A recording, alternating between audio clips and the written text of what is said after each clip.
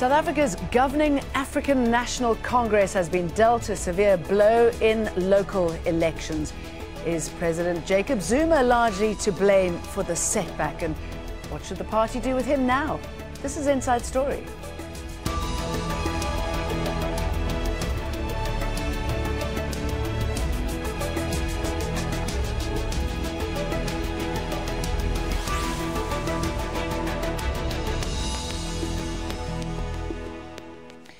Hello, welcome to the programme. I'm Jane Dutton. It's not often that local elections can shake up a country's political landscape, but South Africans used this week's vote to show that they're ready for change. The ruling African National Congress suffered its worst electoral setback since the party came to power in 1994.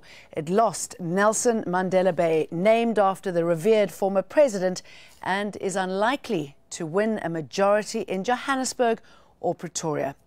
Our guest will help us break down what this means for South African politics. But first, Tanya Page sets up the story from Pretoria.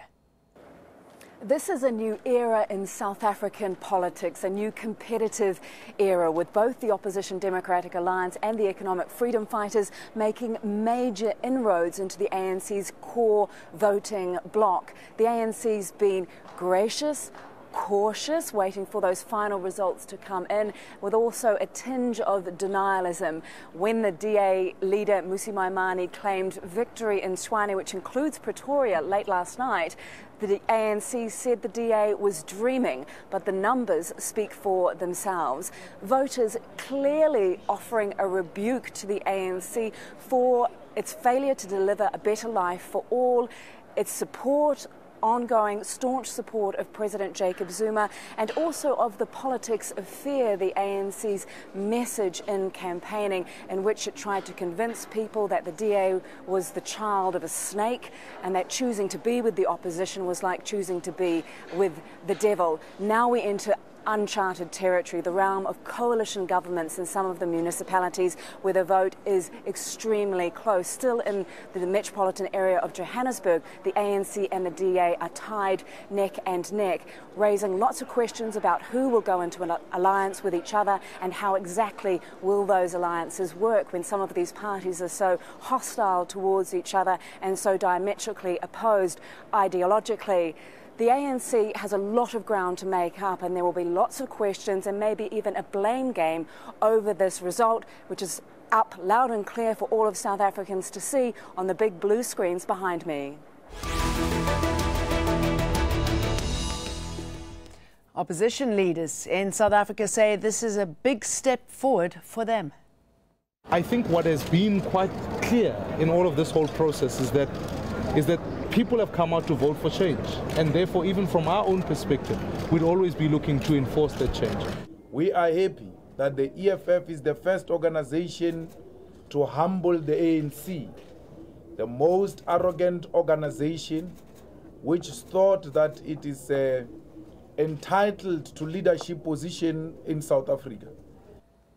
Well, let's bring in our guests. Joining us from Cape Town is Bongani Mbindwane. He's a columnist and independent analyst.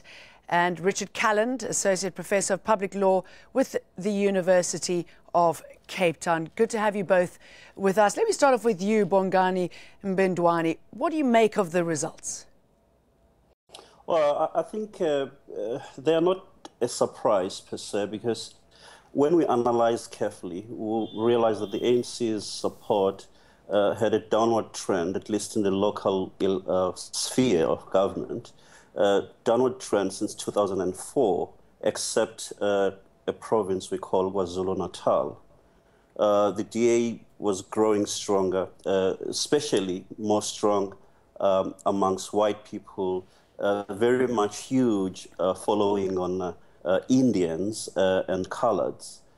Then also you have a very small African urban support for the DA, and it's obviously targeted specifically Western Cape, Gauteng, Nelson Mandela Bay. And then you have the new entrant, the breakaway from the ANC, EFF, which also is targeting ANC strongholds. And it got a very interesting mix following, because it's a mix of classes. As you know, South Africa is a class-divided society with a racial component into it because of apartheid. The other parties, obviously, that featured as well were the IFP. Although weaker, it did surprise. Other breakaways from the ANC, like a party from former Minister of Defense, former Robben Islander Cope, went very weak. Likewise, another breakaway, if you may want to call them that, the UDM from General Bantu Holomisa, former apartheid general here who joined the ANC in 1989, also had a factor, and they may indeed play strategic roles in a few municipalities. So when you look at what the ANC vote felt, you know, they're very happy about social grant, justice, and human rights, but very medium about service delivery. Indeed, very negative about jobs, corruption, and some ANC leaders. And they really, really bemoaned lack of contact from their leadership.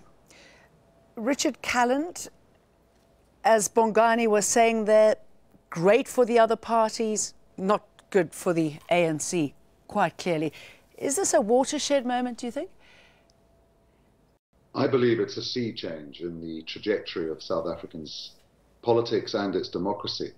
And I think it's a mistake to underestimate the scale of this setback for the ANC. And the downward trajectory of their vote in previous elections that was just mentioned is much more modest than perhaps is being suggested by my colleague there.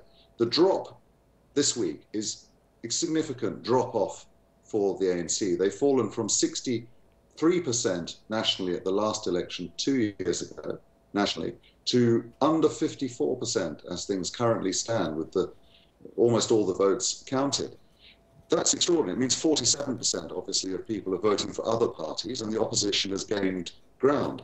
Most importantly, the ANC has lost control of 3 of the big cities in South Africa. That is to say, Port Elizabeth, Pretoria, the nation's capital, and its industrial and economic heartland, Johannesburg. And that really is, I think, mold-breaking, because it shows that South Africa is escaping the apartheid era paradigm, where there was a monopoly of political legitimacy enjoyed only by the ANC. Those days are gone, I think. Working class, urban, black voters have, by perhaps 20, 30% in some cases, moved away from the ANC and voted for other parties.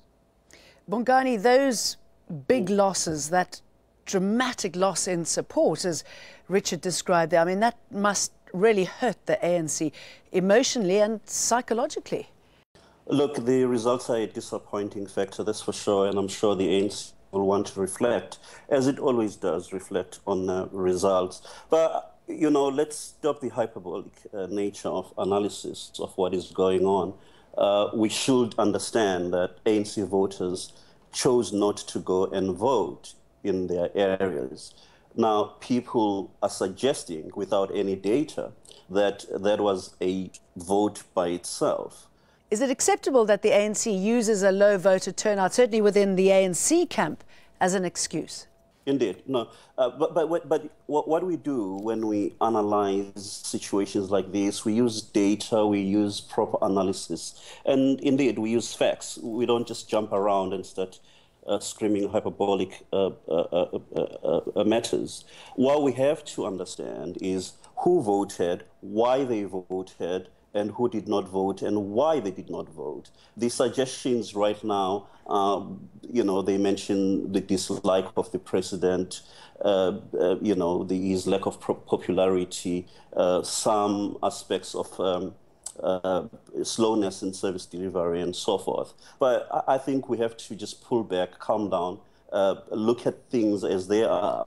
But I mean, is that the way to go now, pull back and calm down? I mean, these messages have been coming out loud and clear frequently. We've seen protests, demonstrations, the social media campaign, Zuma must fall. I mean, many South Africans, regardless of where they come from, including within his own cabinet, have been saying enough is enough. Look, I don't think anyone in the cabinet has said something like that, but we can just leave that aside a little bit and focus on what these elections are telling us. We agree that there is indeed an overall shift in the strong and frontier areas of the ANC. Metros are the worst because of urbanization. There is, however, a lower registration effort in the ANC member than you have in the opposition members, who are highly enthusiastic for a number of reasons. The turnout, for instance, for the opposition was, triple. It was enthusiastic. These people stood from 6 a.m. On the polling stations in freezing cold and indeed windy and wet areas. But, ANC supporters will retreat. Let me tell you a story. In my Uber, with my Uber driver on the 2nd, I asked him whether he's going to vote or not.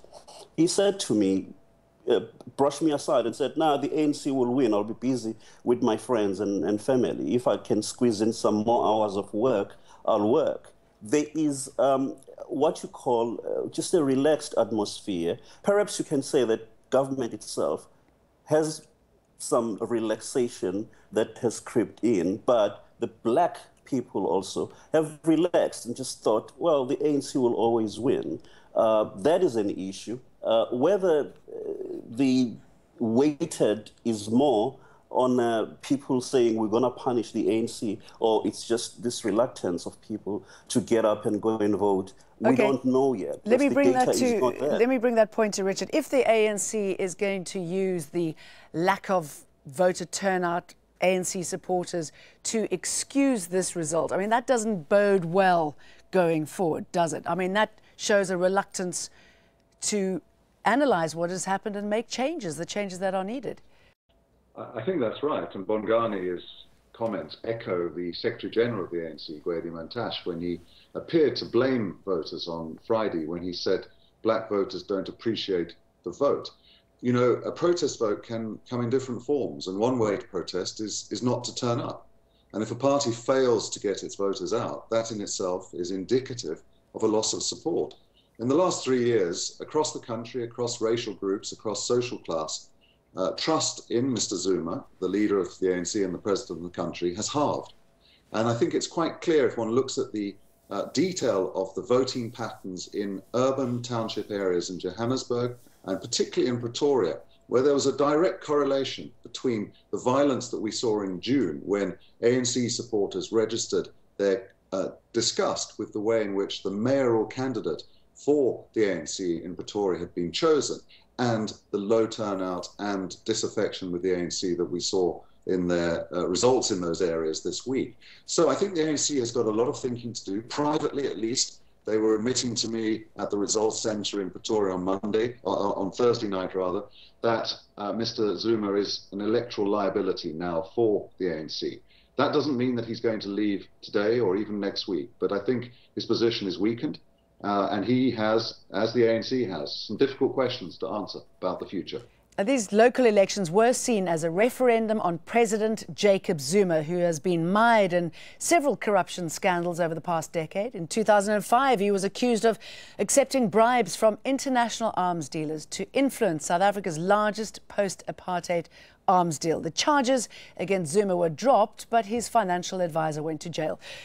Zuma's been criticised for his friendship with the influential Gupta family, who allegedly offered cabinet positions to several members of parliament last year.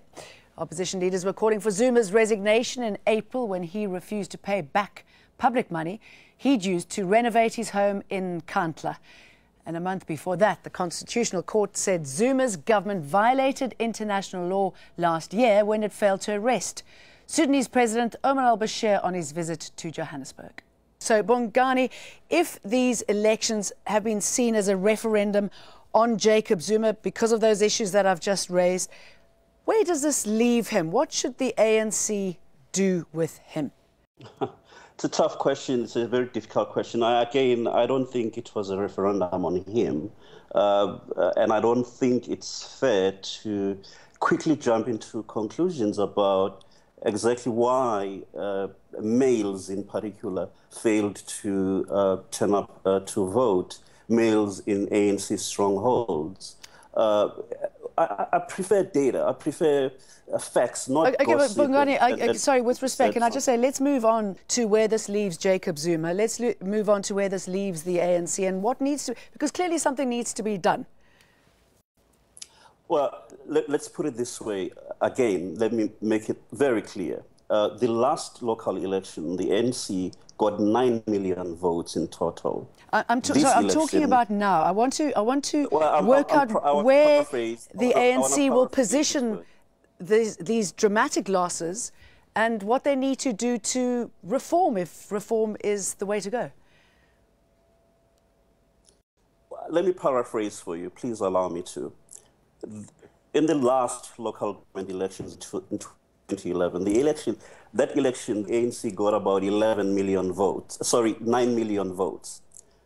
This election, it became 15 million votes. So in terms of the ANC's popularity, there is nothing that has changed. The problem is that the system of local government is different to just popular vote. You also have, the ward councillors' proportional representation, which then changes the mathematics. You cannot say there is a drop in popularity when you move from 9 million votes to 15 million votes. The issue here is that the wards were given to the ANC, but the proportional vote was given to the opposition. And that changes the mathematics. I don't think the ANC is one that rushes into things without analysis. That is my point. So you have to get data out, understand whether indeed this was a referendum on Zuma or not. If it is, indeed, we have next year, 2017, which is going to be the elective Congress of the ANC. The ANC will self-correct, as it always does. Richard, who do you think is likely to take the blame within the ANC? Will we see some sort of shuffle? You mentioned a little earlier on the discussions that are being had behind closed doors. I mean, the ANC needs to show a hand now, surely. Ultimately, Mr. Zuma will pay the price for this defeat. There's no doubt about that. It's merely a question of when, not if. And at the moment, he still enjoys a majority of support on the National Executive Committee of the ANC, which is the all-powerful committee which has the power to remove him. No one else does. As they removed Mr. Thabo Mbeki, the president of the country, back in 2008. I don't think they will move fast. They will reflect on this result. They will try and diagnose the reasons. And then over the next weeks and months, they'll begin to maneuver. And some of the people on that National Executive Committee will be looking to the future and recognizing that this result may signal the end of dominance for the ANC, and it may also therefore herald the end of their own political futures. And so they may wish to switch sides. And I think we'll see that. Let me correct one thing that Bongani said. I'm afraid he's fallen for the spin of the ANC, who have been saying that their vote went up from 9 million to 15 or 16 million. That's simply not true.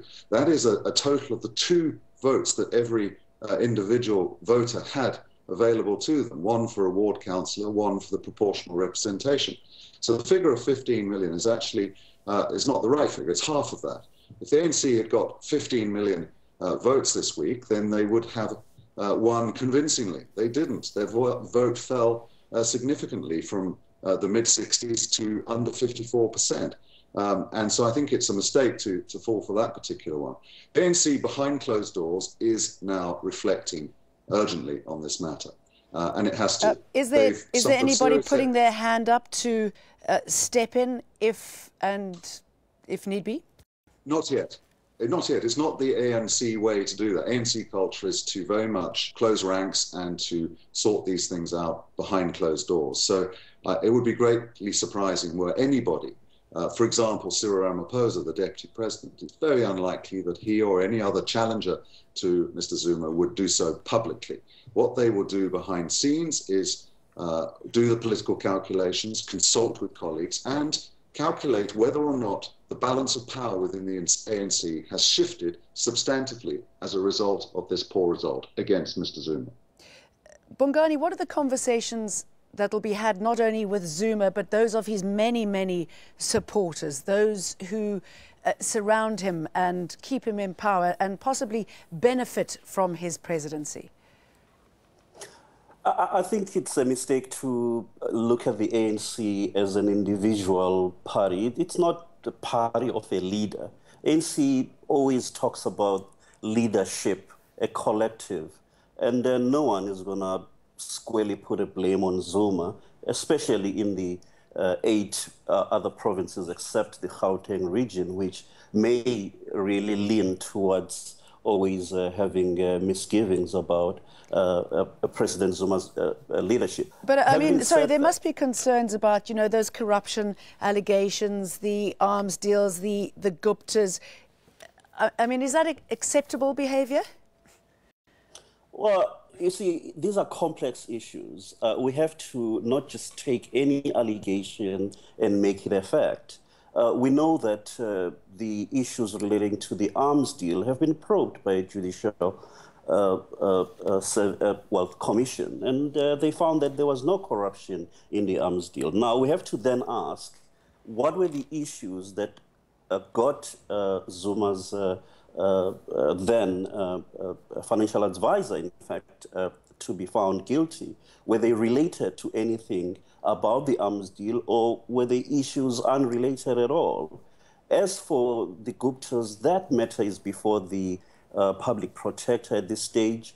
Zuma's own cabinet has approved additional money to the public protector to probe the so-called state influence that the Gupta family is rumored to have. Yes, you are correct. There are 2 people who came up and said they were offered or discussions of Guptas wanting to lobby for them to get positions in government that only Mr. Zuma could make were done. But that's a separate issue. It has nothing to do with this election. This election was about local services, local delivery of services. And people are very smart about that.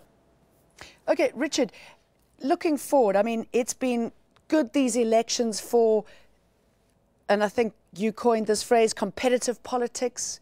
We've seen a democracy possibly of coming of age. Has this been good for the economy? Will this appease investors in any way, watching what's happening in South Africa at the moment? Well, certainly the investors that I talk to and the market analysts I talk to, whether in London or locally here, want to see a competitive multi-party democracy because they hope and think that it will deliver better government and that that will be good for the economy. Well, the proof of the pudding will be in the eating, of course. What we've now created, or what the electorate has created in South Africa, is the opportunity for different styles of leadership and governance in key places in the country, because we're going to see a change of government in Port Elizabeth, probably in Pretoria and in Johannesburg, if the coalition formations can make themselves solid enough to govern in those 2 cities. And that's a whole new package deal for South Africa. It has very little experience of coalition government. And as you know, coalition politics can be unstable, or it can be more responsive to the need of the electorate. And that's, therefore, much water still has to flow under the bridge before we will be able to conclude that this will produce better government and better prospects for the people of South Africa. But for the moment, is it giving the country hope or uncertainty? Both, in equal measure. I think there is hope. There is a sense that a political party that has had 22 years of hegemony has been brought to book. It's been delivered a sharp rebuke by a large number of people in this country. And there's a sense that someone else must now have an opportunity to govern in important places. They, of course, will have to seize that opportunity, and they will have to deliver. And what people want to see is better service delivery. And more than anything, they want jobs. And of course, changing a sluggish economy is a difficult thing for any government to do, least of all from City Hall. So the jury's out. But we wait with bated breath to see what will happen next. And let's leave it there. Richard Calland, good talking to you, as well as you, Bongani Mbindwane. Thank you very much. And thank you too for watching. You can see the programme again anytime by visiting our website, aljazeera.com. And for further discussion, go to our Facebook page. That's facebook.com/AJ Inside Story. You can also join the conversation on Twitter. Our handle is @AJ Inside Story. For me, Jane Dutton, and the whole team here, goodbye for now.